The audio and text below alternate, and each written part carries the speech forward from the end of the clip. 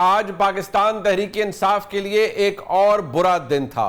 आज ही के दिन पंजाब असेंबली के अंदर जो लीडर ऑफ द ऑपोजिशन थे मलिक अहमद खान भच्चर समेत तकरीबन 70 अफराद को सजा सुनाई गई है। 39 अफराद को सरगोदा की इंसदाद दहशतगर्दी की अदालत ने 10 साल कैद की सजा सुनाई है। जी हाँ, इसमें अहमद चट्टा साहब भी मौजूद हैं जो कि एक सिटिंग MNA है पाकिस्तान तहरीक इंसाफ के। बिलाल एजाज भी मौजूद है जो कि एक साबिक MNA है पाकिस्तान तहरीक इंसाफ के। इस फैसले के बाद मलिक अहमद खान भच्चर अपनी सीट से हाथ धो बैठे हैं। वो इस वक्त एक कन्विक्टेड शख्सियत बन चुके हैं और नाअहल हो चुके हैं। साथ ही MNA अहमद चट्टा साहब भी अपनी सीट से हाथ धो बैठे हैं।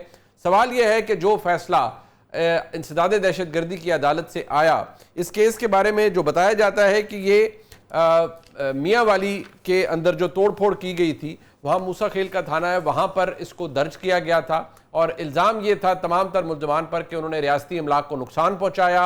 9 मई के रोज़ तोड़ फोड़ की। जो कुछ भी हुआ वो सबके सामने है। हुकूमत का क्लेम ये है कि ये तमाम फैसले बुनियादी इंसानी हकूक़ के ऐन मुताबिक और तमाम तर दस्तयाब जो शवाहिद हैं, एविडेंस है और शहादतें, उनकी बुनियाद पर कानून के ऐन मुताबिक दिए गए हैं।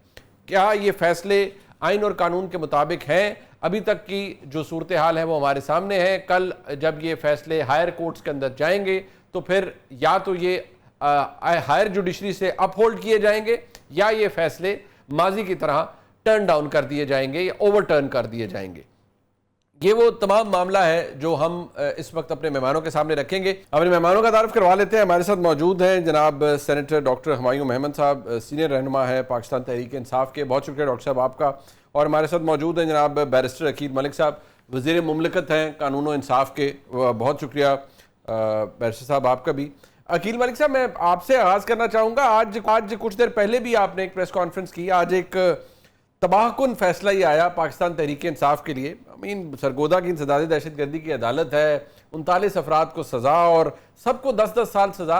अहमद खान भच्चर साहब को भी, बिलाल एजाज जो कि फॉर्मर MNA है उनको, अहमद चट्टा साहब जो कि मौजूदा MNA है उनको भी बड़ी आई एम श्योर अदालत ने कुछ शवाहिद की बुनियाद पर ही दी होगी ये सज़ा। लेकिन क्या आपने भी, क्योंकि इस पर प्रेस कॉन्फ्रेंस भी की है, आपको ये बहसियत एक वकील मैं पूछ रहा हूँ आपसे, आपको यकीन है कि ये दस्तयाब शवाहिद और शहादतें ऐसी थीं जिनके बयान पर ये सज़ा सुनाई गई है?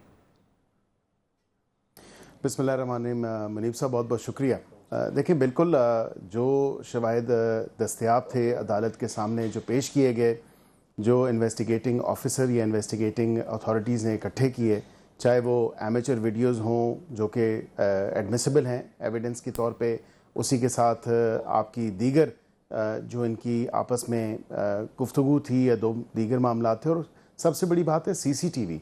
अब ये बात है कि तमाम तर जो शवाहिद हैं, I am not going to specify कि वहाँ पे कौन से शवाहिद पेश किए गए, किन को एग्जिबिट करवाया गया, किन को मार्क किया गया, और वो कौन सी ऐसी दस्तावेज़ात थीं या शवाहिद थे स्पेसिफ़िकली जिनकी बेसिस पे इनको कन्विक्शन हुई है। लेकिन मैं इस बात का बिल्कुल नाकिद हूँ कि अगर कानून अपने हाथों में कोई लेगा और अगर वो तोड़ फोड़ करेगा, रियासत की रिट को चैलेंज करेगा, तो ज़ाहिरी बात है फिर कानून अपना रास्ता बनाएगा और कानून अपना रास्ता इख्तियार करेगा।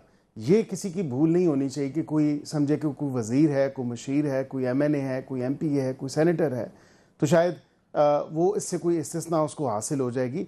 ऐसा हरगिज नहीं है। कानून सबके लिए बराबर है। वकील साहब, देयर इज अ प्रॉब्लम है ना कि हमारे मुल्क में तारीख है, हमारी तारीख है सियासी फैसले होना, दबाव के तहत फैसले लिए जाना, लिखे हुए फैसले प्रोवाइड कर देना, इस तरह के फैसले। ये तो क्योंकि आप खुद क्योंकि एक बैरिस्टर हैं, आपको पता है कि फौजदारी कानून ज़ाब्ते के तहत, इंसदाद दहशतगर्दी के कानून के तहत जब आपने सज़ा देनी है तो बियॉन्ड रीजनेबल डाउट आपने एस्टैब्लिश करना है कि मुल्ज़िम ने ये जुर्म किया है। आप मुतमईन हैं इस फैसले से? I am sure you must have not read it by now, but being as minister of state for law and justice, क्योंकि आपने एक पब्लिक पोजीशन ली है, आपने आके गवर्नमेंट को रिप्रेजेंट किया, इसके ऊपर स्टेट को रिप्रेजेंट किया, दैट मीन्स कि आप बिल्कुल मुतमईन हैं कि इसमें कोई दबाव नहीं है और ये दबाव के बगैर फैसले हुए हैं।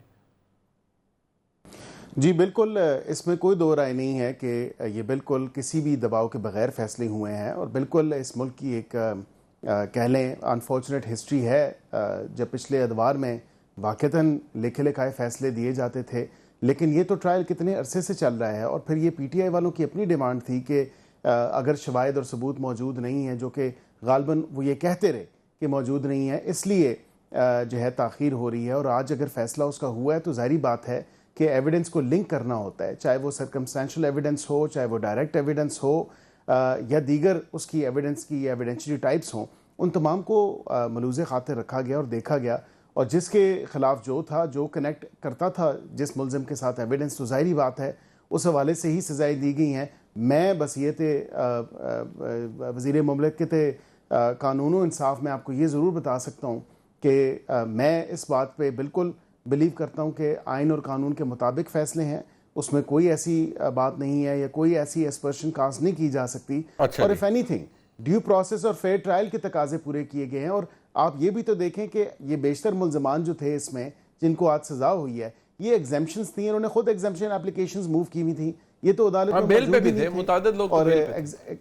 जी, मुतअद्दिद लोग बिल्कुल बेल पे भी थे। मुतअद्दिद लोग जो हैं वो एग्जेम्पशन एप्लीकेशंस या इस्तिस्ना की दरखास्तें, जिसको आम फ़हम में फ़ौजदारी कवानीन में कहा जाता है, वो दरखास्तें इन्होंने दी थी। और वो इनकी दरखास्तें एक्सेप्ट भी हुई थी थ्रू प्लीडर्स या थ्रू वकला। इनको अच्छा। इनकी रिप्रेजेंटेशन वहाँ पे मौजूद थी।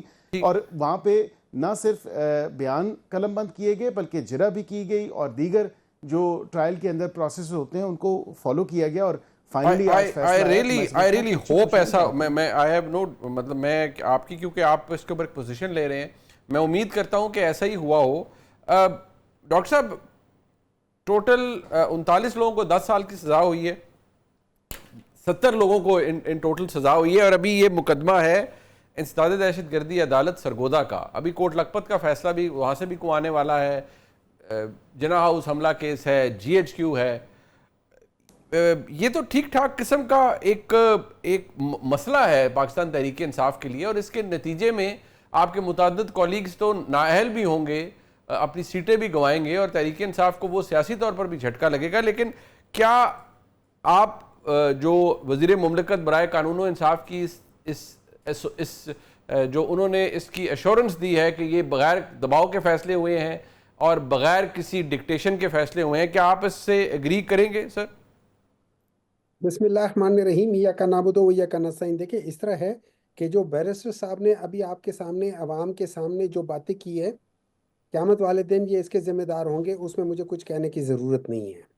लेकिन मुझे आप बता दें, आप मुझे आपके अल्फाज से लग रहा है कि आपको शकूक है, लेकिन मैं आपके लिहाज से करता हूँ कि ये याद रखें कि जिन लोगों ने गवाही दी है, उनमें जो ख़ास तौर पे जो दो मेन गवाह थे, जिन्होंने कहा है कि हम लोग वो करेंगे, और ये थे, क्या आपको पता है कि वो लोग ये कह रहे थे कि एक बंदा कहता है कि जी मैं सोफे के नीचे छुपा हुआ था, हाँ जी। दूसरा कहता है मैं मेज टेबल के नीचे टेबल के छुपा नीचे हुआ। घुसा हुआ था।